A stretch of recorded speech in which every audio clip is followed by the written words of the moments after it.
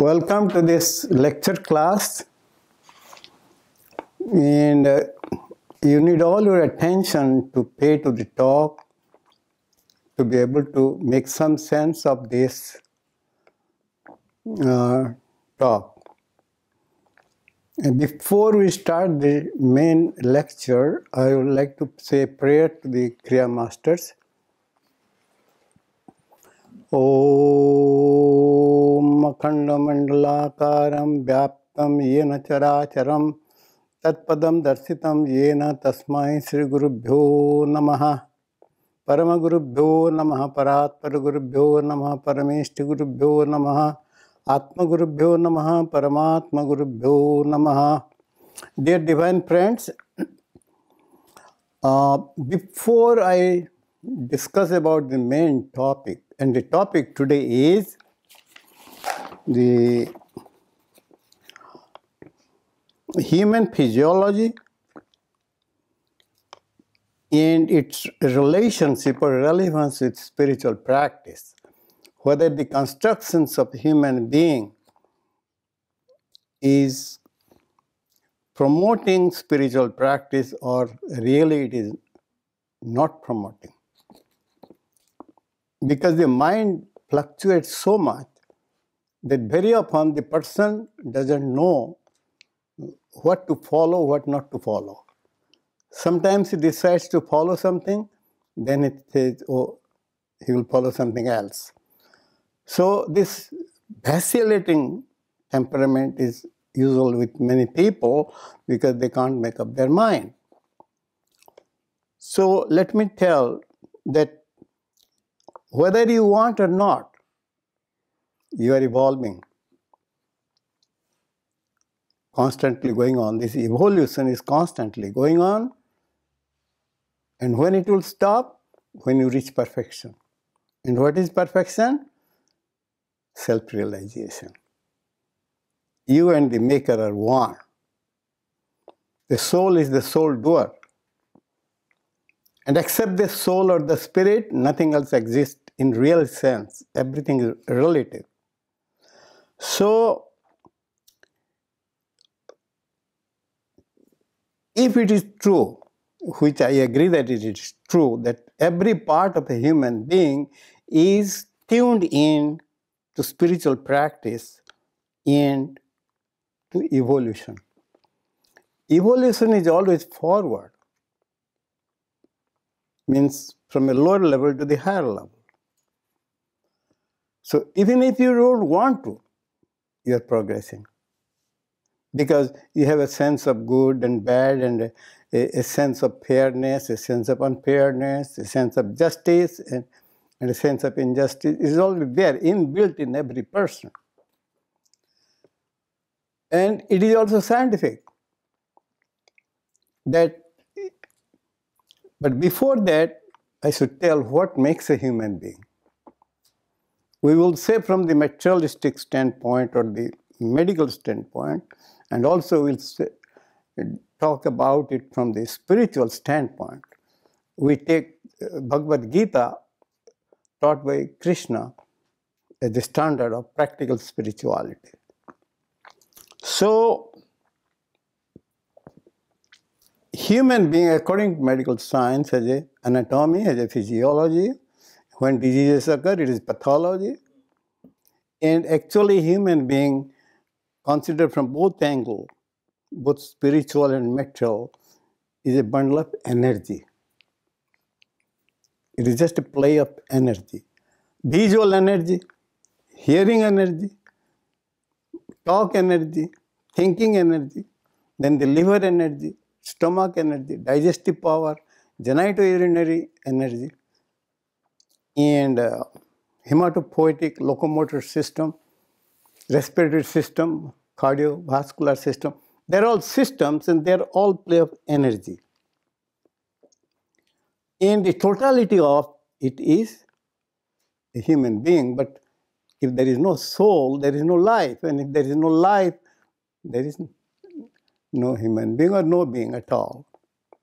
So that is the reason the main thing boils down to life and living, which is possible only due to the life energy or the prana, the primordial life energy, which is also known as Paraprakriti, Mother Nature, and which is also known as the Paraprana, the supreme prana, from where all others come. It is synonymous.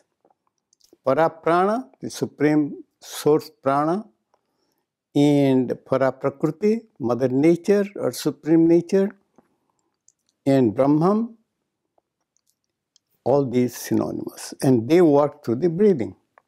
If there is no breath, there is no life. And if there is no life, nothing matters. So this is a human being. Here is a bundle of all these systems tied together. But without the soul, you cannot call it a being. So there is the soul. The soul is known as the spirit. And before we go to the spiritual aspect of Bhagavad-Gita, let us tell,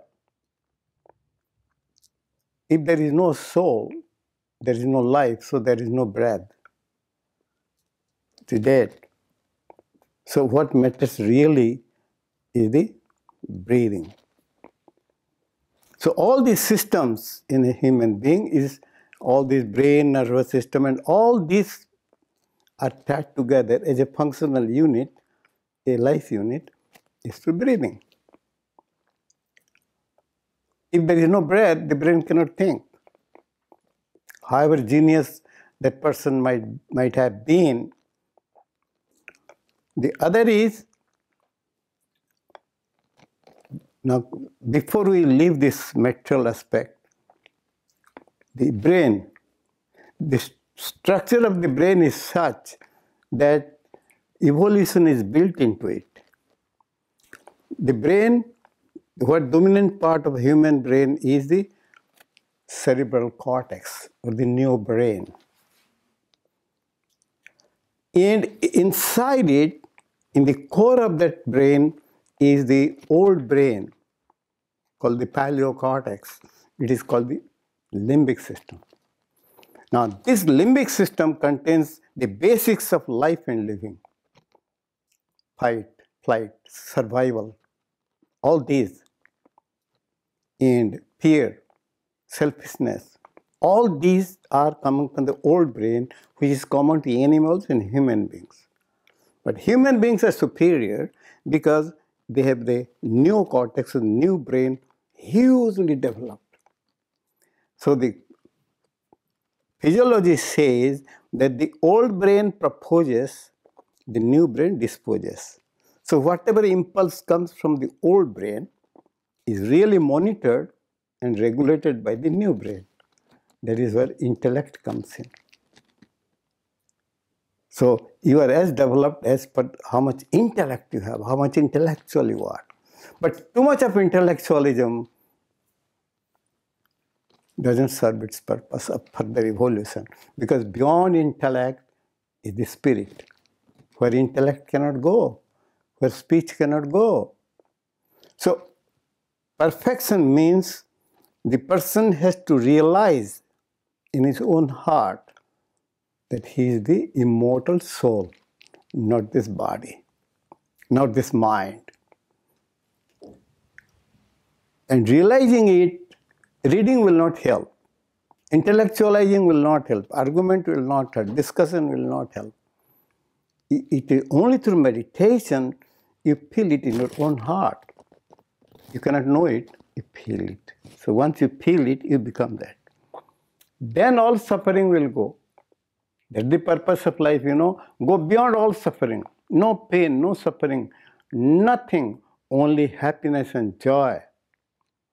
And that is not possible in material life. Because matter, by nature, is disease-prone, death-prone, and is aging.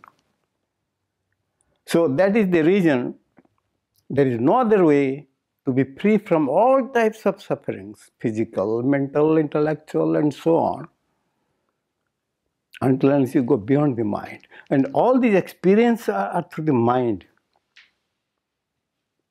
The more restless the mind is, the more the person is prone to sufferings. So you have to go beyond the mind. You have to head the mind and always mind your head. that everything from the human brain. So mind your head means always be careful about your thoughts. And head your mind, be leader of your mind, be leader of your thoughts. Use thoughts as an instrument for further evolution and perfection and freedom from suffering. That's the main thing. The other aspect, let us now turn. What is a human being according to Bhagavad-Gita? It's very clear cut. Every person consists of three entities. Kshara, Akshara, Purushottama. Kshara sarvani bhutani, kutasto akshara uchyate. I am quoting from the Bhagavad-Gita. Kshara means destructible. So each person has a destructible aspect which is constantly dying due to the effect of time. Time and tide wait for none. So whether you know or you don't know, whether you like or you don't like, time is eating you up, your material aspect. And what is that? Body, mind, intellect, ego. Body, mind, intellect, ego. These constitute the kshara sharira, or the destructible aspect of the person. But within this destructible aspect of a person, the indestructible remains. That is called kutastha chaitanya. The spirit always is there, is watching all changes going on, but itself is changeless and it is immortal. Time has no effect on the soul. The spirit is beyond time and space. So only when you realize your indestructible inner self, then your all types of sufferings will go. And you will not have any want or defect or needs. Only then you know you are happy. So what is the third entity is Purushottama.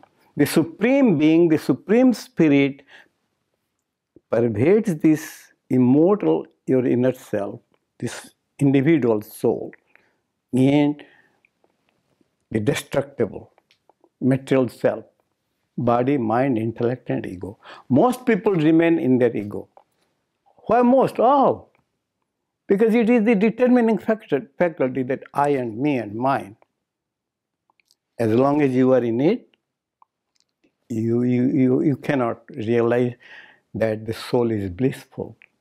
Brahmanandam, Paramasukhadam, the source of all happiness and joy. And that is where comes how to realize it. There are many methods. All these rituals, the religions provide some methods, but they're indirect methods. You offer fruits, flowers, donations, sow the light, and chant, and many styles of rituals. They're methods, but they're indirect methods. It takes a long time to get inner purification and peace to be able to realize yourself. So that is where yoga comes in. Now many people think that yoga means some postural exercises and make a posture, take some photos or make a show of it. That is not yoga. Yoga means samattam yoga uchyate. All the time, under all circumstances, you are undisturbed. You are always knowing your inner self, that you are that, tat tvamasi. That thou art. Which you are? Your inner self. You are the soul. And the soul, through the breathing, keeps this body going. So it is a vehicle. Your body, mind, intellect, ego is a vehicle for the purpose of living. Dictated by your karma phala, your past actions, past thoughts, past speech. And everybody is victim of that. Most people, not the spiritual masters. So here, it is tuned in. As long as you are not well aware of your spirit, sufferings will not go. And only when you are aware of the spirit, then you will try to know it. And the best medium is the spiritual teacher. Without the spiritual teacher, you cannot learn spirituality. It's a must. So many people ask, for spiritual yoga practice, is a teacher necessary? Is a guru necessary? Yes, absolutely yes. Now the root thing is here, the basis of this is, as long as you are in your ego, you are in your material self. You are constantly dying. So remaining in the ego cannot make you spiritual, and without a teacher whom you believe, with whom you have faith, and whom you follow,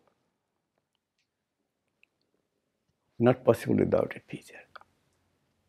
So the other aspect of yoga is self-surrender to God. Now you have not seen God. You don't see God. How can you visualize? Because human beings have a form and they try to know, experience through the five senses. These, you cannot know God. Because they are all ego-based. I have seen this, I believe this, I don't like this, I want this to happen like this. This is the bondage. This is the chain which binds you to the matter. And as you are bound to the matter, the law of matter is constantly dying. Your sufferings will not go, even after millions of births. So that is the reason, as a first step towards going above the ego, is the guru. Yeah, you are free to select your guru. But once you select, don't waver, don't hesitate, follow wholeheartedly. Then when you follow the guru's advice wholeheartedly, overcoming your likes and dislikes and disagreements, you are above the ego. That is how it works. So how to approach the guru? There is a beautiful prayer in honor of the guru. It says, Dhyanamulam gurur murtim, pujamulam gurur padam, mantramulam gurur bhakyam, mukhyamulam guru kripa. Na gururadhikam tattam, na gururadhikam satyam, guru kripa hi kevalam. Means, the guru, the spiritual master, is symbol of meditation and spirituality for the student. So the moment you remember him, the memory of your techniques and spirituality and your real purpose of life comes back to you automatically. Everybody who has taken initiation, it becomes inbuilt in them. Dhyanamalam gurur murtim. Remembering the guru helps you to calm the mind and beginning of meditation. Pujamulam gurur padam literally means always worship the feet of the guru. That is not the real meaning. The real meaning means you approach the guru with positive attitude, with faith and readiness to follow. Positive attitude. Without positive attitude, you cannot progress anywhere. So Pujamulam Gurur Padam means approach the guru with positive attitude and ready to carry out his advice and instructions, even if you don't agree with it. Because this agreement, disagreement, likes, dislike, the duality is based on ego, the biological ego, which is the real bondage, which prevents you from going further. Then, Pujamulam Guru, Mantramulam Guru Bhakyam. Listen to the guru what is talking attentively. Because even if the guru tells something casually, take it as the highest teaching. Do you know why? Because the guru is not an individual. He is the projection of all these lineage of masters. So that's why it is saying that consider your guru as representative of God. Because in the lineage of gurus, so all the knowledge of the lineage of all these gurus are abiding in that person who is passing on that knowledge. It is not his own. He has learned it from the gurus and they permit to pass it on to others. So he becomes a part of the lineage. Mantramulam Guru Bhakyam. So listen to the guru very carefully. And that's why, how can you listen? You have to be like Lord Ganapati. You see the statue of Ganapati. What do you say? That is success. That is the symbol of success. Removing obstacles. Wisdom. prosperity, good fortune, Ganapati. Do you know how? You see, what the most prominent is the elephant head with a trunk and a big ear. Now, this big ear symbolizes listen more. Listen more. And his mouth is not visible. Talk less, eat less. And long trunk, breathe deep. This will give you success, good fortune, and wisdom. And the big belly is wisdom, full of wisdom and spirituality. So that's why whenever you are in a group, if you want to be popular with the group, don't open your mouth. Only listen. So in a group discussion, when so many people are there and everybody wants to talk and nobody wants to listen, you are the one person to listen, so you are dear to all speakers. Oh, he's a right person, he's listening, he's caring. So materially also, in material life also, a good listener is a more success than a bad listener. Because nobody will care a bad listener. He's not listening, he's not caring. So that's why this symbol is of good fortune, success, removing obstacles, wisdom and prosperity. So when you approach the Guru, remain in Khechari Mudra. Closed, only listen, don't talk. If you have something to talk, write it down somewhere till the opportunity comes. When the teacher permits you to talk, then talk. It has to be humbleness. Spiritual practices, all spiritual masters are humble. When there is lots of wisdom, the person becomes humble. When a tree is loaded with fruits, the branches too. Similarly, when knowledge is ripe, wisdom is there, humbleness, natural humbleness comes. So what is Vidya? Vidya Vinayam Dadati. Humbleness and cheerfulness, knowledge. So that is how you approach the teacher. Then what will happen? Mokhyamalam Guru Kripa. When the teacher, spiritual teacher, is impressed with your sincerity and practice and sadhana, he will bless you wholeheartedly. From his own heart, he will pass on his spiritual energy. That is how it happens during initiation. And then perfection comes, liberation, the ultimate of evolution. So these are the few words. So this happens, Paramahansa Yogananda in one of his writings has told, even if you do not practice any spirituality, but you live a healthy life, a calm life, a positive life, with the right food, right exercise, and stay away from worry, anxiety, and tension, then he says it takes 80 million births to reach self-realization. But how many people are willing to live that long and to get experience all these negative things all around? The human mind has become so fickle, so restless, so weak, that a little event somewhere disturbs his mental peace. So you have to have a strong mind, which is a stable mind, which is a positive mind. And the whole structure is geared up through that. Then the other aspect is, in this death-prone, disease-prone, egoistic body, the deathless Supreme Spirit is there. This from the Upanishads. Try to know your inner self. None of you ever died. Please remember, none of you ever died. You change models. One body model becomes worn out, unfit to continue living. The soul leaves that, takes up another body. That is called transmigration. All you have been doing that. You lived so many millions of years. And this model also will go. When this body becomes weak, your soul will leave it. You will leave it. which is called death.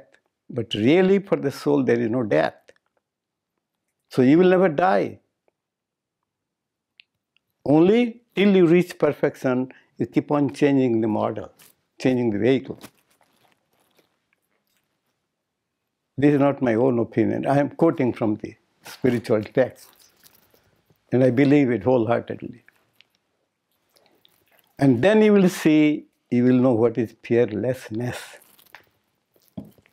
Most people are afraid of death and disease and disability and losing status and enemy and all this. Vairagya cha bhayam. When you feel your oneness with the immortal self, only then all fear will go. Then you start enjoying life. Please believe it. And Kriya Yoga is the best because it takes less time. It doesn't take away any of your joyous situations of life. You live your life full. That is where Bhagavad-Gita is famous. Practical spirituality. You live your life full. As a person, as a job holder, as a husband, as a wife, as a baby, as a child, as a relation, as a friend, as a teacher, as a student. Live. But always feel that every activity is service to the spirit. How? Because if that spirit will not breathe through your nostrils, you'll be dead. And so there is no work, no enjoyment, nothing, no experience. So the spirit is the basis of all things. Acknowledge it by performing all activities, may it be physical, verbal, or thought, as a service to the spirit. Just remember your spirit. What we do during food, the same thing we do mentally in a different style. Most people thank God when it comes to eating, but the style is different. So what we say while eating, Om Brahmarpanam, we offer to God. Brahma Havir, the food of God. Brahmagnu, Brahmana Hutam, it is offered in the digestive fire of God in us and offered by His prana through us. Brahmaiva tena gantavyam, its destination is God only. Brahma karma samadhina, this is spiritual action. Extend it to every activity. No activity is low, no activity is high. It is, you see, many people, many students, they ask me, he says, sometimes on phone, the Guruji, I have got 3 offers of jobs. I am unsure which one I should select. I told, don't worry about it. Anyone you think select, you select it, but it matters what job you take, but it matters how you do that job. Still then, Swamiji, Guruji, I am unable to select. Then I told him, take few pieces of paper, write down this job A, this job B, this job C, make few of that, make a bundle and make a lottery. Put it there and pick up one and be happy with what you pick up. So that's all about. That is what Krishna tells, that what job you do doesn't matter, but how you do it matters. So these are the few things, but until unless your mind is calm, in a subsequent class we will talk about the mind. The main thing is the mind. The mind is like a double-edged sword. It can cut this side, it can cut this side. It can take you Godwards, it can take you dogwards. What is dog? Opposite of God. G-O-D, D-O-G. So it is in your hand. If you believe it, you have it. If you don't believe it, you don't have it. As simple as that. So please follow the rules of P and follow the rules of W.